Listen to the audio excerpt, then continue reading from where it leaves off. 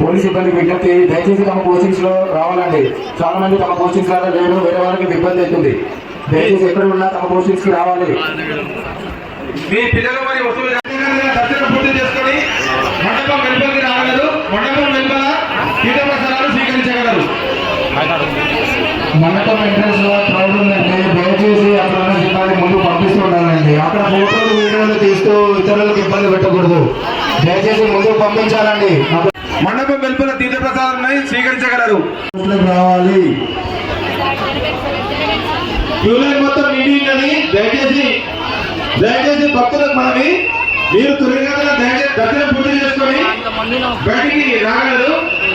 అలాగే మండపంలో ఉన్న భక్తులకు మనవి, మండపం మొత్తం భక్తులతో